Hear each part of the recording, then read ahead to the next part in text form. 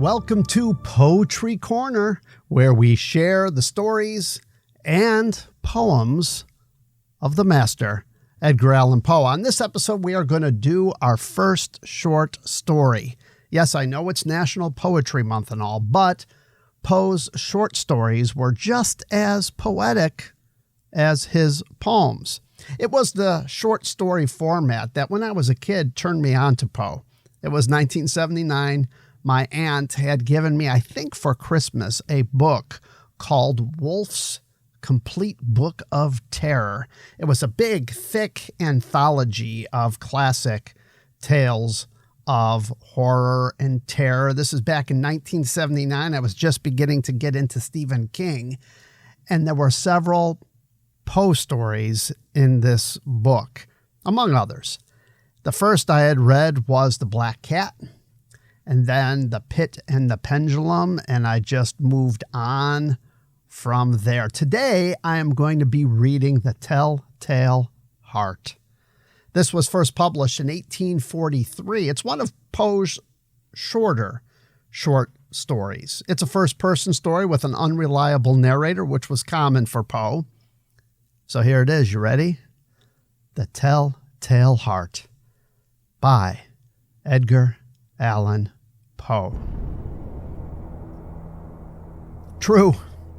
Nervous, very, very dreadfully nervous. I had been and am, but why will you say that I am mad? The disease had sharpened my senses, not destroyed, not dulled them. Above all, the sense of hearing, acute. I heard all things in the heaven and in the earth. I heard many things in hell. How then am I mad? Hearken and observe how healthily, how calmly I can tell you the whole story. It is impossible to say how first the idea entered my brain, but once conceived, it haunted me day and night. Object there was none, passion there was none. I loved the old man. He had never wronged me. He had never given me insult. For his gold, I had no desire. I think it was his eye. Yes, it was this. He had the eye of a vulture, a pale blue eye with a film over it. Whenever it fell upon me, my blood ran cold. And so by degrees, very gradually, I made up my mind to take the life of the old man and thus rid myself of the eye forever. Now, this is the point. You fancy me mad. Madmen know nothing, but you should have seen me. You should have seen how wisely I proceeded, with what caution, with what foresight, with what dissimulation I went to work. I was never kinder to the old man than during the whole week before I killed him. And every night about midnight, I turned the latch of his door and opened it, oh, so gently. And then, when I had made an opening sufficient for my head, I put in a dark lantern, all closed, that no light shone out. And then I thrust in my head. Oh, you would have laughed to see how cunningly I thrust it in. I moved it slowly, very, very slowly, so that I might not disturb the old man's sleep. It took me an hour to place my whole head within the opening so far that I could see him as he lay upon his bed. Would a madman have been so wise as this?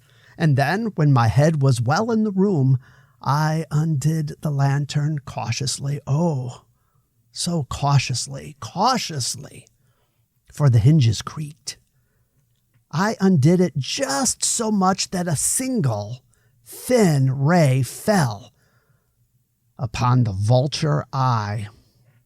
And I did this for 7 long nights, every night just at midnight, but I found the eye always closed, and so it was impossible to do the work. For it was not the old man who vexed me, but his evil eye.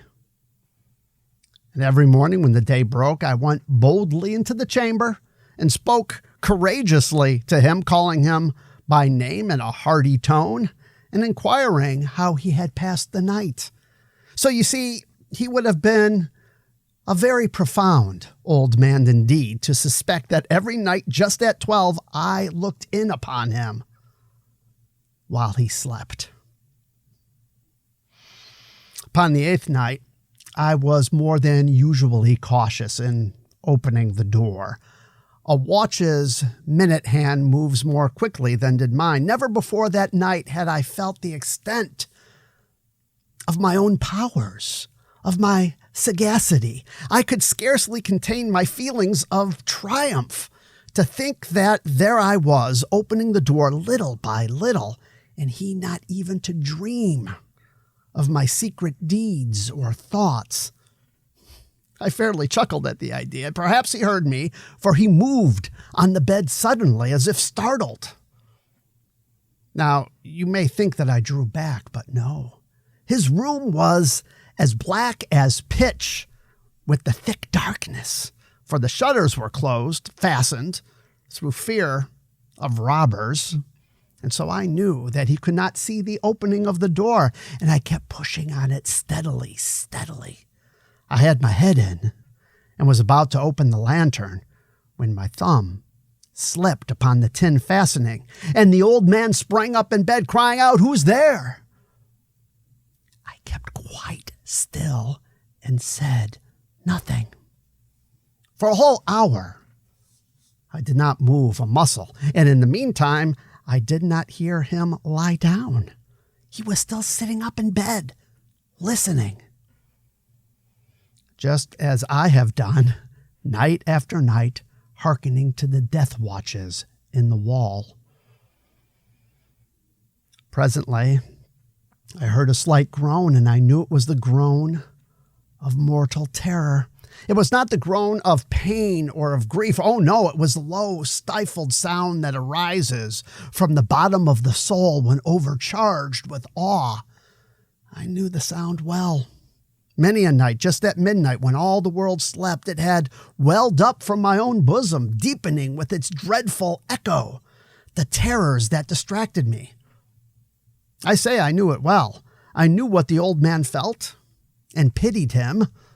Although I chuckled at heart, I knew that he had been lying awake ever since the first slight noise when he had turned in his bed. His fears had been ever since growing upon him. He had been trying to fancy them causeless, but could not. He had been saying to himself, "It is nothing but the wind in the chimney. It's only a mouse crossing the floor." Or, "It is merely a cricket which has made a single chirp." Yes, he had been trying to comfort himself with these suppositions, but he had found all in vain, because death, in approaching him, had stalked with his black shadow before him and enveloped the victim. And it was the mournful influence of the unperceived shadow that caused him to feel, although he never saw nor heard, to feel the presence of my head within the room. When I had waited a long time, very patiently, without hearing him lie down, I resolved to open a very, very little crevice of the lantern. So I opened it. You cannot imagine how stealthily, until at length a simple, dim ray, like the thread of a spider, shot out from the crevice and fell full upon the vulture eye. It was open, wide open, and I grew furious as I gazed upon it. I saw it with perfect distinctness, all dull blue with a hideous veil over it that chilled the very marrow in my bones. But I could see nothing else of the old man's face or person, for I had directed the ray as if by instinct precisely upon that damn spot. And have I not told you that what you mistake for madness is but over acuteness of the sense? Now, I say there came to my ears a low, dull, quick sound, such as a watch makes when enveloped in cotton. I knew that sound well, too. It was the beating of the old man's heart. It increased my fury as the beating of a drum stimulates the soldier to courage. But even yet, I refrained and kept still. I scarcely breathed. I held the lantern motionless. I tried how steadily I could maintain the ray upon the eve. Meantime, the hellish tattoo of the heart increased. It grew quicker and quicker and louder every instant. The old man's terror must have been extreme. It grew louder, I say, louder every moment. Do you mark me well? I have told you that I am nervous, so I am. And now, at the dead hour of night, amid the dreadful silence of that old house, so strange a noise as this excited me to uncontrollable terror. Yet for some minutes longer I refrained and stood still, but the beating grew louder and louder. I thought the heart must burst. And now a new anxiety seized me. The sound would be heard by the neighbor.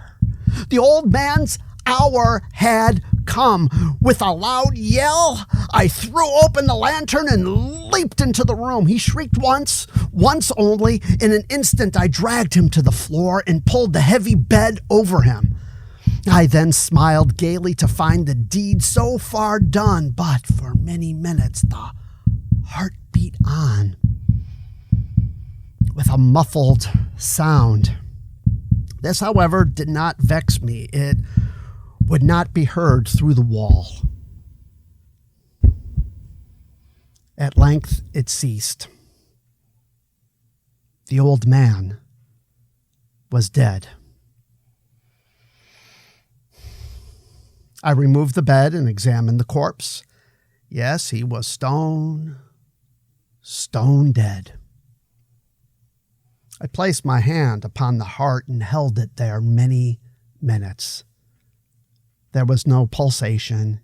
He was stone dead. His eye would trouble me no more. If you still think me mad, you will think so no longer when I describe the wise precautions I took for the concealment of the body. The night waned, and I worked hastily, but in silence. First of all, I dismembered the corpse. I cut off the head and the arms and the legs. I then took up 3 planks from the flooring of the chamber and deposited all between the scantlings. I then replaced the board so cleverly, so cunningly, that no human eye, not even his, could have detected anything wrong. There was nothing to wash out, no stain of any kind, no blood spot, whatever. I had been too wary for that. A tub had caught it all. When I had made an end of these labors, it was 4 o'clock, still dark as midnight. As the bell sounded the hour, there came a knocking at the street door. I went down to open it with a light heart, for what had I now to fear? There entered 3 men who introduced themselves with perfect suavity as officers of the police. A shriek had been heard by a neighbor during the night. A suspicion of foul play had been aroused. Information had been lodged at the police office, and they, the officers, had been deputed to search the premises. I smiled. For what had I to fear? I bade the gentleman welcome. The shriek, I said, was my own in a dream. The old man, I mentioned, was absent in the country. I took my visitors all over the house. I bade them search well. I led them at length to his chamber. I showed them his treasure, secure, undisturbed. In the enthusiasm of my confidence, I brought chairs into the room and desired them here to rest from their fatigues, while I myself, in the wild audacity of my perfect triumph, placed my own seat upon the very spot beneath which reposed the corpse of the victim. The officers were satisfied. My manner had convinced them. I was singularly at ease. They sat, and while I answered cheerily, they chatted of familiar things, but ere long I felt myself getting pale and wished them gone. My head ached, and I fancied a ringing in my ears, but still they sat and still chatted. The ringing became more distinct. It continued and became more distinct. I talked more freely to get rid of the feeling, but it continued and gained definiteness until at length I found that the noise was not within my ears. No doubt I now grew very pale, but I talked more fluently and with a heightened voice. Yet the sound increased. And what could I do? It was a low, dull, quick sound, much such a sound as a watch makes when enveloped in cotton. I gasped for breath, and yet the officers heard it not. I talked more quickly, more vehemently, but the noise steadily increased. I arose and argued about trifles in a high key and with a violent gesticulations, but the noise steadily increased. Why would they not be gone? I paced the floor to and fro with heavy strides, as if excited to fury by the observations of the men, but the noise steadily increased. Oh God, what could I do? I foamed, I raved, I swore, I swung the chair upon which I had been sitting and grated it upon the boards, but the noise arose over all and continually increased. It grew louder and louder and louder, and still the men chatted pleasantly and smiled. Was it possible they heard not? Almighty God, no! They heard, they suspected, they knew. They were making a mockery of my horror. This I thought, and this I think, but anything was better than this agony. Anything was more tolerable than this derision. I could bear those hypocritical smiles no longer. I felt that I must scream or die. And now again, hark! Louder, louder, louder, louder! Villains! I shrieked. Dissemble no more! I admit the deed. Tear up the planks. Here, here. It is the beating of his hideous heart.